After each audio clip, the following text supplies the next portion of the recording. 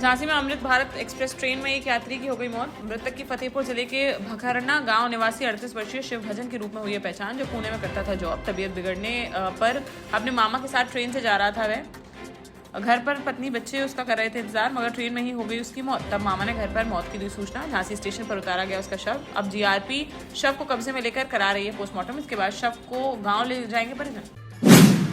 झांसी में चीनी के कारोबार पर जिला प्रशासन ने बढ़ा दी है सख्ती। केंद्र सरकार के निर्देश पर जिले में चीनी व्यापारियों और डीलरों के लिए स्टॉक लिमिट कर दी गई है लागू। इसी क्रम में मऊरानीपुर उप जिलाधिकारी मनोज कुमार भारती ने व्यापारियों के प्रतिष्ठानों पर औचक निरीक्षण कर चीनी के भंडारण और स्टॉक की स्थिति की जांच। झांसी जिलाधिकारी द्वारा जारी आदेश के अनुसार 1 अगस्त से 30 नवंबर तक चीनी के व्यापारियों और डीलरों पर स्टॉक लिमिट रहेगी प्रभावी। चीनी के स्टॉक को विनियमित करने के उद्देश्य से उठाया गया है कदम। ललितपुर के तालबेहट जखौरा मार्ग पर बुधवार दोपहर एक अज्ञात वाहन ने बाइक सवार पति पत्नी को मार दी टक्कर। इस हादसे में दोनों गंभीर रूप से हो गए घायल, जिन्हें प्राथमिक उपचार के बाद झांसी मेडिकल के लिए किया गया है रेफर। जानकारी के अनुसार पापा गांव निवासी 65 वर्षीय मोहनलाल अपनी पत्नी 50 वर्षीय राजकुमारी के साथ बाइक पर सवार होकर जा रहे थे तालबेहट कस्बे की ओर। तभी रास्ते में तेज रफ्तार अज्ञात वाहन ने उनकी बाइक में मार दी जोरदार टक्कर। स्थानीय लोगों की मदद से दोनों को पहुंचाया गया अस्पताल, जहां डॉक्टरों ने प्राथमिक उपचार के लिए झांसी कर दिया रेफर। मामले की जांच में जुटी पुलिस।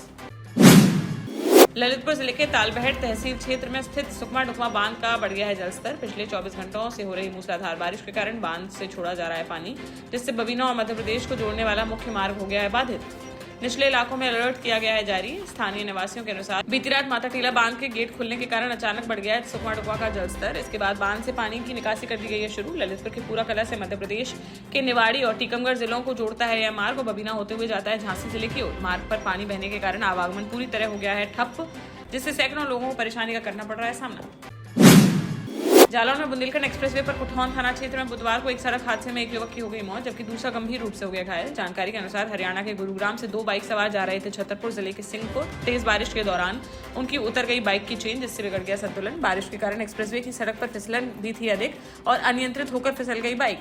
हादसे में बाइक सवार 28 वर्षीय रामचंद्र प्रजापति की हो गई मौत, जबकि साथ ही 30 वर्षीय संदीप हो गया घायल, जिसे अस्पताल में कराया गया भर्ती। पुलिस ने रामचंद्र के शव को पोस्टमार्टम के लिए भेजकर मामले की जांच कर दी है शुरू। निवाड़ी में बुधवार सुबह बारिश के बीच नाले में बह गई 8 साल की बच्ची अवंतिका कुशवाहा के रूप में हुई है बच्ची की पहचान। पिता संतोष कुशवाहा ने बताया कि अपने परिचित के साथ खेत पर जा रही थी बच्ची। भारी बारिश की वजह से उफान पर थे नदी नाले, तभी नाला पार करने के दौरान नाले में बह गई अवंतिका। मौके पर पहुंची पुलिस ने गोताखोरों की मदद से रेस्क्यू ऑपरेशन चलाकर बच्ची की तलाश कर दी शुरू। महोबा में मूसलाधार बारिश के कारण ढह गया एक मकान। मलबे में दबकर बुजुर्ग 70 वर्षीय चतुर्भुज और उनकी पत्नी 68 वर्षीय मुन्नी देवी की हो गई मौत। बीती रात श्रीनगर थाना क्षेत्र के सजहरी गांव की यह घटना, जहां 5 साल की नातिन भी हो गई घायल। जिले में लगातार 7 घंटे तक हुई तेज बारिश के बाद हुआ है हादसा। पुलिस ने घायल बच्ची को अस्पताल में कराया भर्ती। वहीं बुजुर्ग दंपत्ति के शवों को पोस्टमार्टम के लिए भेजकर आगे की कार्यवाही कर दी है शुरू। झांसी जिले की टहरौली तहसील के इटौरा गांव में लगातार बारिश के कारण हरप्रसाद पुत्र हरजू का ढह गया कच्चा मकान। इस घटना से परिवार के सामने रहने का संकट हो गया है खड़ा। जानकारी के अनुसार लगातार बारिश के कारण मिट्टी से बनी मकान की दीवारें हो गई थी कमजोर, जिसके बाद अचानक भरभरा कर गिर गया मकान। गनीमत रही कि मकान ढहने के समय घर में कोई नहीं था मौजूद, जिससे नहीं हुई कोई जनहानि। पीड़ित परिवार ने प्रशासन से आर्थिक सहायता की लगाई गुहार। जालौन के कौंच कोतवाली क्षेत्र के ग्राम पडरी निवासी शशि देवी की सड़क हादसे में हो गई मौत। बीती शाम झांसी कानपुर हाईवे पर गिरथन गांव के पास हुआ हादसा। बारिश के कारण सड़क पर बने गड्ढे में बाइक का पहिया पड़ने से असंतुलित हो गई बाइक और सड़क पर सर के बल गिर पड़ी शशि देवी। उपचार के दौरान देर रात उनकी हो गई मौत। अपने पति कृष्णकांत सोनी के साथ बाइक से राठ जा रही थी शशि देवी, तभी रास्ते में हो गया है हादसा। पुलिस ने शव को पोस्टमार्टम के लिए भेजकर मामले की जांच कर दी है शुरू। देश का जाना माना सैनफिन ग्रुप आपके लिए फिर लाया है झांसी में वास्तु के हिसाब से फ्लोर प्लान सहित एक शानदार टाउनशिप, जिसमें सुरक्षा की दृष्टि से सीसीटीवी, एक ही ग्रैंड गेट से एंट्री और एग्जिट, चौड़ी सड़कें, parking, car wash area, senior citizen and international fountain parks, swimming pool, gym, badminton, tennis आदि courts, school, hospital, shopping mart आदि कई सुविधाएं। इसीलिए तो हम झांसी में लोगों की पहली पसंद। झांसी में बुधवार को ईद मिलादुन्नबी के मौके पर निकाला गया जुलूस मोहम्मदी। मरकजी मस्जिद से पैगाम अमन के परचम के साथ शुरू हुए जुलूस में शहर और आसपास के क्षेत्रों से करीब 15,000 लोग हुए शामिल। जुलूस के स्वागत के लिए रास्ते में जगह जगह लगाए गए थे स्टॉल। यहाँ स्वल्पाहार खिलाकर किया गया स्वागत। पैगाम अमन का परचम लेकर चल रहे लोगों को कई जगह पगड़ी पहनाकर किया गया सम्मानित। जुलूस में सभापति कुंवर मानवेंद्र सिंह और भाजपा जिला अध्यक्ष सुधीर सिंह समेत अन्य जनप्रतिनिधि व गणमान्य लोग रहे मौजूद। बांदा के तराया गांव में देर रात करीब 2 बजे एक दीवार गिरने से हो गया हादसा। बारिश के कारण कमजोर हुई पड़ोसी के मकान की अचानक ढह गई दीवार। पड़ोस में रहने वाले राजेश सिंह के घर पर गिरा जिसका मलबा, जहां उनका पूरा परिवार था मौजूद। इस हादसे में 40 वर्षीय राजेश सिंह और उनकी 6 माह की मासूम बच्ची रश्मि की हो गई मौत। वहीं राजेश की पत्नी सावित्री देवी और उनकी 3 वर्षीय बेटी लक्ष्मी गंभीर रूप से हो गया घायल, जिन्हें अस्पताल में कराया गया भर्ती। घटना के बाद परिवार में मचा हुआ है कोहराम और गाँव में पसरा हुआ है मातम। झांसी के गुड़सराय में लगातार भारी बारिश के कारण छिरौरा बुजुर्ग गांव में स्थित चद्दर पुलिया हो गई जलमग्न। पुलिया के ऊपर करीब 4 फीट बह रहा है पानी, जिससे इस मार्ग पर आवागमन पूरी तरह से हो गया है बंद। पुलिया के जलमग्न होने से आधा दर्जन से अधिक गांवों का मऊरानीपुर और गुड़सराय से टूट गया है संपर्क। ग्रामीणों को आवागमन में भारी परेशानियों का करना पड़ रहा है सामना। पानी का तेज बहाव होने के कारण किसी भी संभावित हादसे की बनी हुई आशंका। जालौन के कौंच तहसील क्षेत्र में बुधवार सुबह बारिश के कारण ढह गए 2 कच्चे मकान। सुबह करीब 9 बजे हुई इन घटनाओं में 2 महिलाएं मलबे में दबकर हो गई घायल।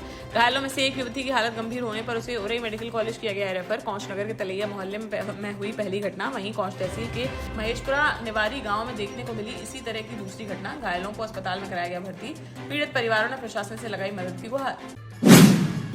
दतिया की टीएल बैठक में कलेक्टर से विवाद के बाद भांडेर भेजे गए तहसीलदार अमित दुबे को सरकारी आवास खाली करने का मिला है नोटिस। दतिया एसडीएम ने लोक परिसर अधिनियम के तहत पंचशील नगर सिविल लाइन स्थित F78 आवास खाली करने के दिए हैं निर्देश। अब नायब तहसीलदार समीक्षा गुर्जर को आवंटित किया जा चुका है यह मकान। मामले में 4 सितंबर को होगी सुनवाई।